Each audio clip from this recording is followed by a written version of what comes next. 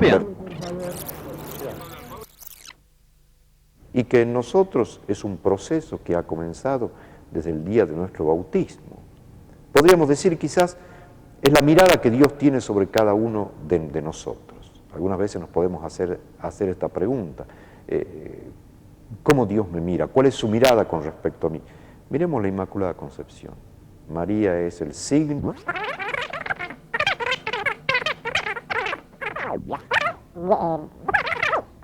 vida no es un fracaso, sino que la última página de nuestra historia personal está marcada por la resurrección de Cristo y por lo tanto por nuestra propia resurrección. Yo creo que esa es la fuerza de Lourdes. No hay que decir que Lourdes, el mensaje de la Virgen, es un mensaje de penitencia y oración. La penitencia, la oración, yo diría la conversión y la oración forman parte del Evangelio.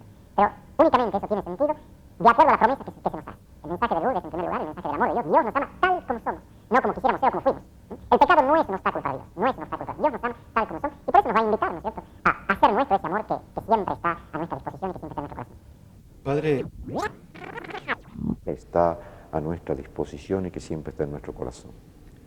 padre, los argentinos que vienen, ¿qué dicen al ver un argentino al frente del santuario? Y bueno, claro, en primer lugar...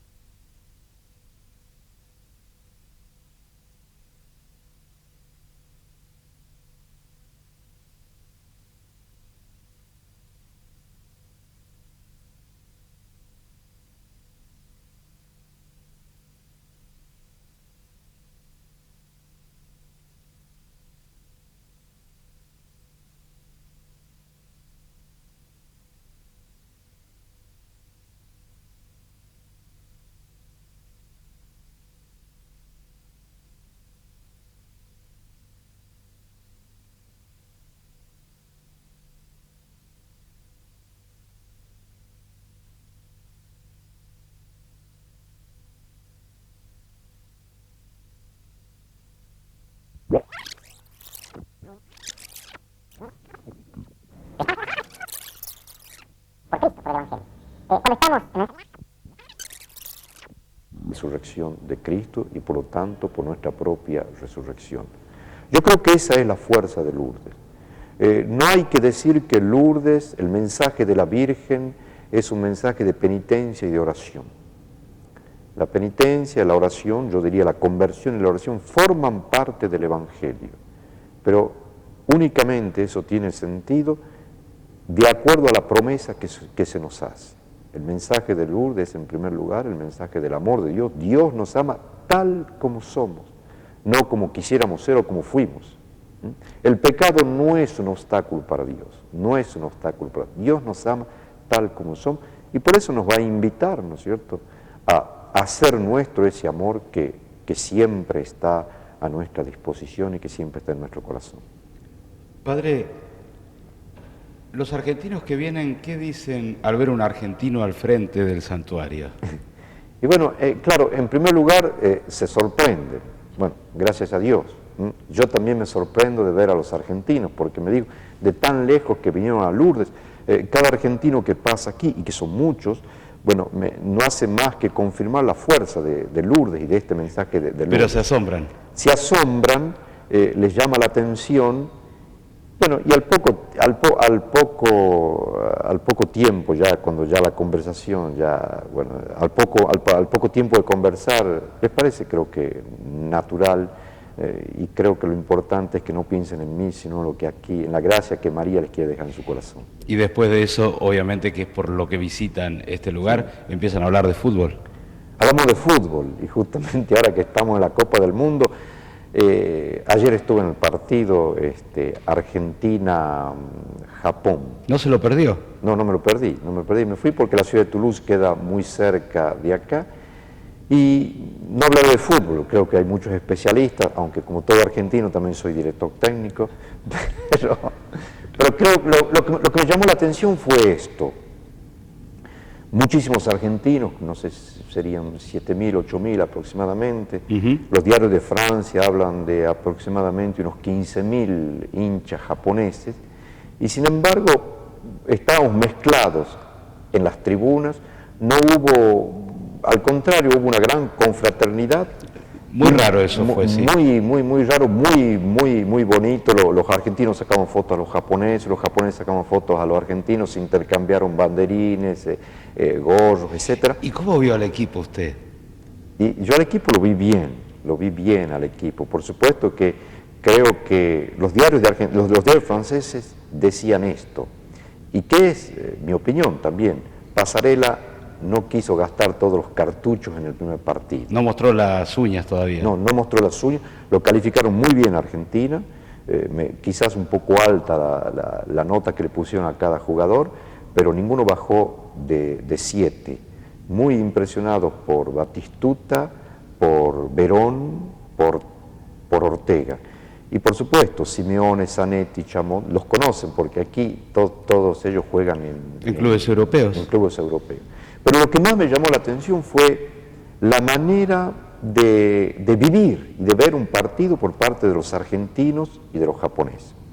Los argentinos ganábamos 1-0 y sufríamos en la tribuna, porque el equipo, y bueno, los comentarios que habría que ajustar esto en el medio, adelante, etcétera, bueno, propio de nuestro país, de los comentarios propios de todo argentino. Y sin embargo los japoneses que perdían siempre, sin embargo eran contentos, vivían como una especie de fiesta. Con los ojos realmente redondos por la novedad de jugar un campeonato del mundo. La novedad de jugar un campeonato del mundo. Y yo tenía una persona al lado mío que comprendía el japonés y que me decía, en este momento están pidiendo que el equipo marque un gol, lo que nosotros también deseamos. Luego gritaban el nombre personal. Como si fuera fácil. Como si fuera fácil, gritaban el nombre personal personalmente el nombre de cada jugador cada vez que uno de ellos tocaba la pelota. Pero lo más bonito fue esto, que al final, que habían donde todo el partido no pararon nunca de alentar al equipo, al final terminaron aplaudiendo y gritando Argentina, Argentina. Una maravilla. Una maravilla, sí, me impresionó mucho eso. Es para asombrarse realmente. Sí. ¿Podrá venir en algún momento la selección nacional a Lourdes? Miren, Lourdes está abierto a la venida de cualquier delegación que está jugando la Copa del Mundo. Concretamente, nos hablaron aquí en los santuarios desde Toulouse diciendo que si la selección argentina manifestaba su deseo de venir acá, será recibida, por supuesto, con los brazos abiertos. Bueno, yo los recibiré, creo, personalmente. ¿Cómo vinieron los Pumas el año pasado? Ah, vinieron los Pumas. Los Pumas estuvieron aquí el año pasado, justamente estuvieron pernoctando en Lourdes cuando jugaron la Copa Latina.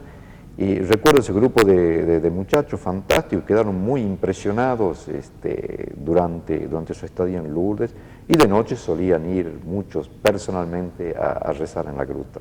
Claro, conmueve el fervor religioso, ¿cierto? Sí. ¿Y Maradona estuvo también? Maradona estuvo acá, bueno, yo no lo vi, hace 7 años que estoy acá, sé que estuvo cuando jugaba en el Napoli, y creo que vino en el momento en que nació su hija mayor, su primera hija, creo que quiso presentarla a la Virgen, y por supuesto con un gran revuelo de periodistas, etcétera, bueno, lo que era normal, y creo que en un momento dado pidió y se respetó eso de estar un momento solo y en silencio, como todo peregrino, de poder rezar.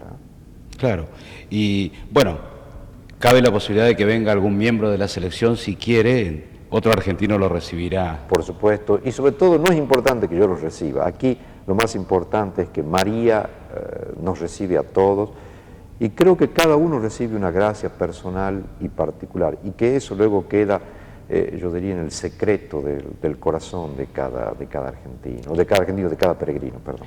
Claro, y eso queda, obviamente, sí, es un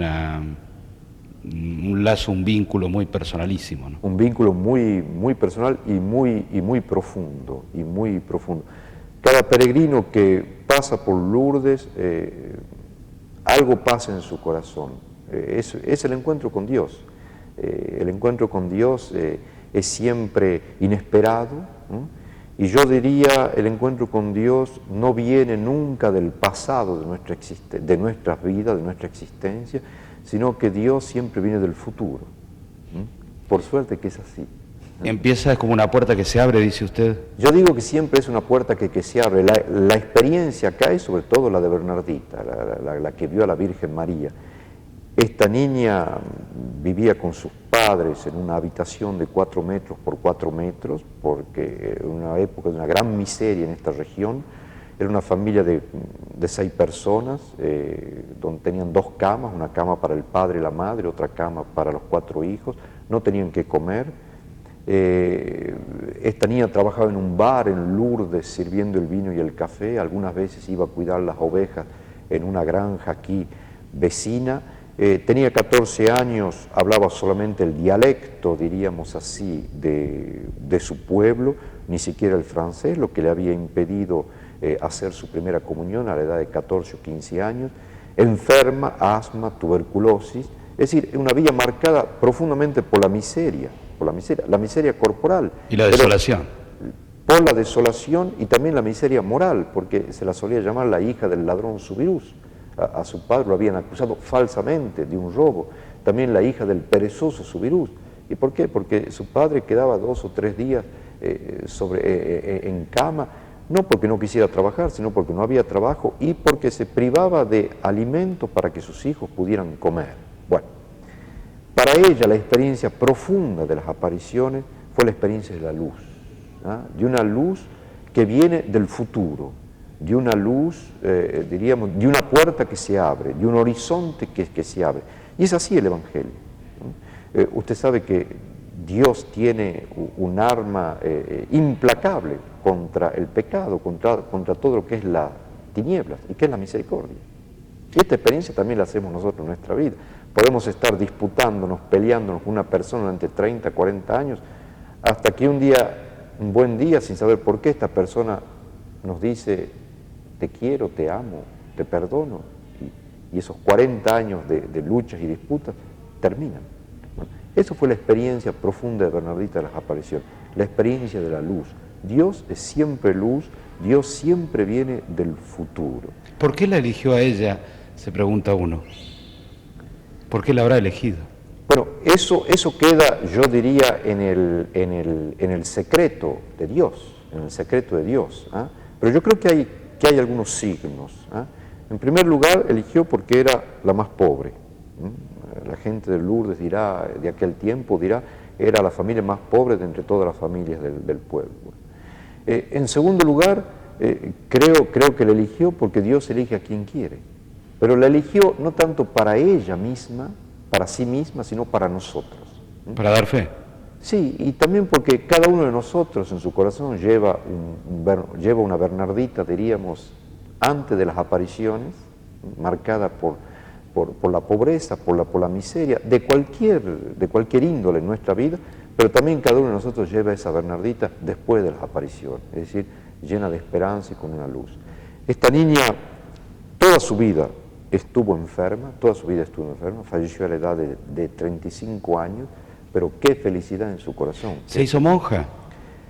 Después de 8 años de pensar en su vocación, se hizo religiosa en Nevers, y ella, cuando fue a ese convento, Nevers es una ciudad que está en el centro de Francia, ella nunca más volvió a Lourdes, y después de haber estado, diríamos, cuando ella llega al convento dirá esto: vine aquí para esconderme. En realidad nunca pudo esconderse, en realidad siempre tuvo que testimoniar de esa gracia que había recibido aquí en Lourdes. ¿Cómo era la gruta, el lugar en el momento de las apariciones? Ahora, en el momento de las apariciones, a la gruta se la solía llamar la Tutte au Cochon. Tutte es una palabra del dialecto del lugar que significa el lugar donde los cerdos van a comer. Eso era la gruta. Y si es un lugar sucio, oscuro, húmedo, y si ese día Bernardita con 2 amigas van a la gruta es para juntar leña. Lo que más impresiona en el mensaje de Lourdes es que en ese lugar sucio, oscuro, húmedo, no hay que imaginarlo como es ahora, se va a encontrar una fuente de agua. María hará descubrir a Bernardita una fuente de agua. Bueno, no hay que quedarse en el aspecto exterior de los acontecimientos, sino que en toda esa simbología hay algo muy profundo, y es esto: la gruta es el corazón del hombre. Es decir, es verdad, todos estamos marcados por el mal, por alguna miseria, por alguna causa perdida, sea la que sea, ni siquiera hablo del pecado. Digámonos que aparentemente nuestra vida, ¿no es cierto?, es un fracaso. nacemos y luego vamos a morir. Muy bien. Y sin embargo, María hace descubrir, encontrar en el fondo de esa gruta una fuente de agua. Esa fuente de agua es evidentemente Cristo, pero es también la vida de Dios en nosotros. No nos olvidemos que en el Evangelio lo que Jesús nos revela es que Dios vive en el corazón de cada hombre. Acordémonos de esa parábola de la samaritana, ese encuentro entre Jesús y esta mujer samaritana, al borde de un pozo de agua. A un momento dado, el diálogo se establece entre Jesús y esta mujer, y Jesús a un momento dado le dirá esto a la mujer: sí, yo sé bien que tú has tenido 5 maridos y el hombre con quien vives hoy no es tu marido. ¿Qué significa esto? Significa que esta mujer está herida, es la mujer herida, es la mujer que está en búsqueda del amor, de la felicidad, del sentido profundo de su existencia. Y Jesús le revela su herida profunda, la búsqueda de la felicidad, que no puede encontrar. ¿Qué va a pasar? Esta mujer acepta que en su corazón hay una herida profunda, que no es perfecta, que algo falla, que está en búsqueda del amor. ¿Y cómo lo sabemos? Por el Evangelio mismo. Porque nos dice el Evangelio que esta mujer fue a contar eso a sus amigas, diciendo: este hombre me lo ha dicho todo.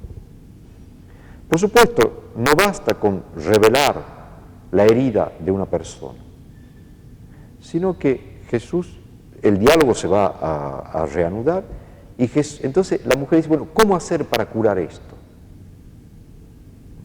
Y Jesús le dirá: pondré en el fondo de tu corazón una fuente de agua viva que brotará para la vida eterna. Es decir, la vida de Dios en nosotros. Y justamente la gruta es lo que nos revela, es el corazón, las profundidades del corazón del hombre. Es verdad, todos estamos marcados por algún mal, por alguna miseria. Y padre, Bernardita ha sido fotografiada. Bernardita ha sido fotografiada, fue la primera santa en ser fotografiada. Y yo creo que se nos las muestra, en esas primeras fotos se la muestra, ¿no es cierto?, con el clásico vestido pirenaico de la gente del campo, como decimos nosotros. No era una niña, ¿no es cierto?, de una belleza, era una niña normal, lo que sí era una niña de un sentido, diríamos, de una precisión en su vida en lo que respecta al sano juicio, si se quiere. ¿Y recuerda alguna de las frases? Hay muchas frases de Bernardita. Le voy a recordar una. Usted sabe que Bernardita, cuando dejó Lourdes, nunca más volvió acá. Y falleció a la edad de 35 años. Dejó Lourdes a la edad de los 22 años. Y un día, una religiosa en Nevers, creyendo que ella extrañaba, claro, los Pirineos, la gruta, las montañas, etcétera, porque allá en Nevers no hay montañas, le dirá esto: extrañas la gruta. Y ella dejará una respuesta formidable, asombrosa, porque dirá esto: todos los días yo hago mi peregrinación a la gruta. ¿Qué es lo que significa esto? Todos los días yo voy al fondo de mi corazón, para no quedar en lo puramente exterior. Y allí encuentro esa fuente de agua, como María se lo pidió de encontrar en el fondo de la gruta. Allí encuentro esa fuente de agua que es la vida de Dios en mí, que es la caridad, en el fondo, es el amor, la caridad está en nosotros, hay que creer en eso. Y todo día hago ese viaje interior para amar a los otros, no a partir, diríamos, de una carencia, de una herida, sino a partir, ¿no es cierto?, del amor que está en nosotros. ¿Y qué es un milagro, padre? Porque se habla de Lourdes y de Bernardita y de la aparición de la Virgen. Un milagro, el milagro de Lourdes. Bueno, en primer lugar, cuando se habla del milagro de Lourdes, se hace referencia al milagro del Evangelio.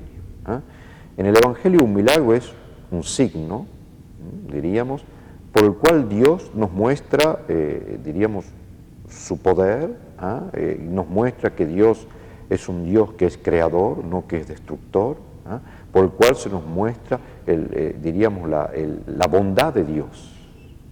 Es como guiñarle el ojo a alguien, como decir, en el Evangelio Jesús dice: vengo a anunciar el reino de Dios. Es decir, significa el mal comienza a retroceder. Bueno. Y un milagro de Lourdes tiene exactamente el mismo sentido.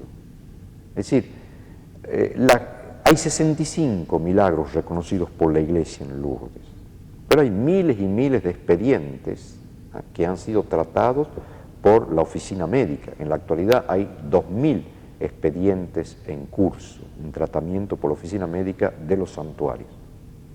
Ahora, ¿por qué 65 milagros solamente reconocidos? Porque justamente se quiere ser muy estricto, muy preciso en toda la historia médica. De Lourdes hablamos, como santuario. Sí, de Lourdes. La historia médica que es analizada por un equipo médico internacional, justamente se pide que intervengan médicos creyentes, no creyentes y de otras religiones. Cuando la ciencia se expide diciendo esto la ciencia no lo puede explicar, ese expediente, que generalmente ese tratamiento dura 6 años, ese expediente pasa a una comisión teológica del lugar de donde esa persona que dice haber sido curado. Por eso la mayoría de los milagros no son esos expedientes no son tratados por el obispo de Lourdes, puede ser por un obispo italiano, alemán o americano, en fin. Y es el obispo de ese lugar que dirá, sí, esta persona, nosotros decimos que aquí está la intervención de Dios. Pero lo que nos interesa saber es esto. La gente que ha sido curada, algunos tenían la costumbre de rezar, otros rezaban muy pocos, otros iban a misa y otros no iban a misa. Es decir, encontramos toda la gama, diríamos, de cómo la gente hoy día se relaciona con Dios. Es decir, algunos eran muy practicantes, otros lo eran muy poco. Lo que sí siempre hubo fue esa relación a la Virgen de Lourdes. Y la mayoría de los milagros tampoco se realizaron aquí en Lourdes. Muchos tuvieron lugar en otros lugares, nada más que siempre hubo esa invocación a la Virgen de Lourdes. Padre, ¿va a volver a Tucumán algún día? Atahualpa Yupanqui, del quien me gusta mucho leer siempre y escuchar siempre, decía esto: siempre vuelvo a Tucumán. ¿Pero qué significaba esto en el corazón de Donata? Tucumán había sido para él el lugar donde había descubierto, diríamos así, el sentido profundo de la vida, jugando siempre a través de la simbología del paisaje. Y yo de cierta manera siempre vuelvo a Tucumán, porque ahí en Tucumán, bueno, a través de mi familia, de mis amigos, de la educación que recibí, creo que aprendí algo de lo que es esencial en la vida. Y cada vez que uno vuelve allí, uno vuelve a Tucumán.